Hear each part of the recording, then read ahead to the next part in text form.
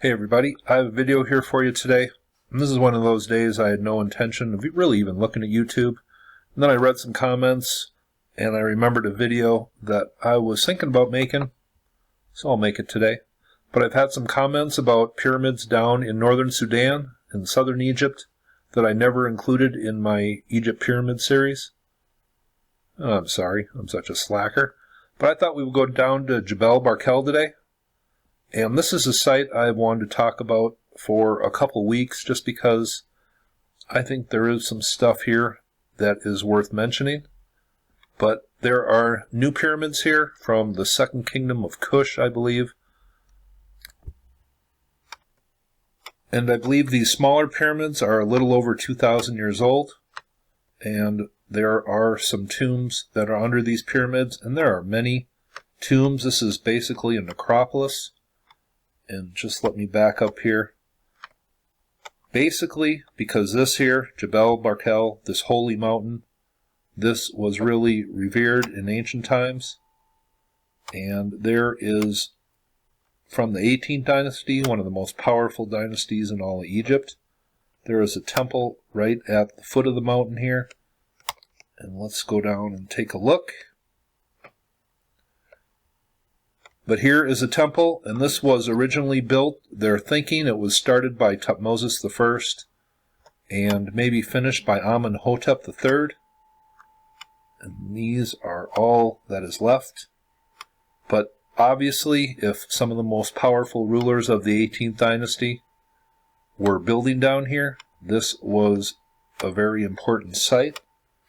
And I've got a theory here, and I think I've heard this, at least one other person mentioned this, but this part of the holy mountain of Gebel Barkal, I think this could have been carved into something in very ancient times. And we'll take a look at that in just a second. But this was a pretty important temple way down in very southern Egypt, or as it is known, Upper Egypt. Thutmose, Amenhotep III, these are some pretty important rulers. Thutmose III, I believe, is associated with this temple. And this is an artist's rendition of what this temple may have looked like in ancient times. But it is pretty much all in ruins today.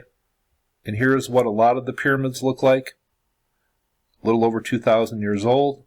And these were used as tombs. But there is a few structures down here where I got to wonder about, because they really don't look like these modern pyramids.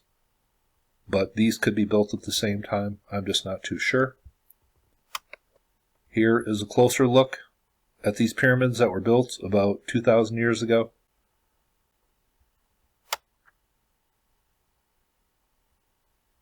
Another look. And here is, I believe it is the south side of the holy mountain here at Gebel Barkal. But I think this, they looked at this, whether it was carved, man-made, or, a natural feature that was just slightly carved by man a little bit, any way they could. But they saw this as a cobra or a snake. And here is the website. I will leave the link below. But it says, Gebel Barkal, the sacred mountain of Kush. And here is a ram outside of that temple that I just showed you. But it says, Gebel Barkal means sacred mountain in Arabic. The fact that this large natural feature, which lies around 200 miles north of Khartoum, has been recognized for thousands of years is testimony to its power. Priests who accompanied the Kemetite king Thutmose I and his army who entered Kush in 1504 BC identified the feature as pure mountain and the throne of two lands. These titles were a reference to the god Amun. The priests believed that this was the place where he lived, and maybe they tried to carve the front of this a little bit, and it was really sacred to these ancient cultures that really spanned about 1,500 years almost. And inside of a tomb, here is the side of that mountain, and they depict it with the snake's head coming up with the sun disk above it. So they did look at that mountain, that natural feature, on that mountain, or that slightly man-made carved feature, as something representing a snake and the sun, and it was related to the god Amun. Here is that rock feature that I say they saw this as a snake coming out of the front of the mountain, and they may have worked on this a little bit, but that's a pretty difficult place to work, but I think it's possible. Now here is a look at the mountain from a distance, and here is that feature, and I guess some associated it with the Urays snake coming out of the front of the headdress of the pharaoh. And that's why they say the god Amun lived inside of this mountain, I guess. Now here's that feature from the top of the mountain, and sometime in the very distant past, this may have looked a little different, and this may have been shaped by somebody living here a long, long time ago, and that's why the holy mountain was always holy, it seemed, through history. That's just a possibility. And here it is looking from the temple, and I guess the 18th dynasty, the pharaohs were down here quite a bit, and even Hatshepsut, the female pharaoh of the 18th dynasty, there are recorded trips of her down here. Here is a little more of that massive cemetery between the pyramids and the holy mountain. Another look at the pyramids. But one thing that I wanted to mention, there is kind of a strange story, and I believe this was inscribed by Tutmosis III. And these are a few of the inscriptions, and this makes me wonder about the antiquity of this place. In one reading it says, "Do you hear people of the south who are on the holy mountain, called the thrones of the two countries before they were known?" So what does that mean? Called the thrones of two countries before they were known? I wonder about that. And he also has an inscription that is called the Star Miracle. And what does this actually detail? But meteorites were always special to the Egyptians, it seemed, and some pharaohs actually had meteorite adornments or objects made of meteorites. But let me just read you this. Now here is a reading called the Star Miracle. "List, O people of the southern land, who are in the pure mountain called the throne of two lands. Among men it was unknown, so you may know the miracle of Amun-Ra in the presence of two lands, the like of which had never been. The guards were just in the process of coming in order to meet in the night to carry out the regular watch. There were no sky watchers. A star came approaching to the south of them. The like had never occurred before. It shot straight at them, and no one among them could stand. It slew as if they had never existed, they being prostrate in their blood and falling down prone. Now the Uraeus, and that is the snake symbol, what behind them, with fires in their faces, no single man among them could retaliate. No one looked around.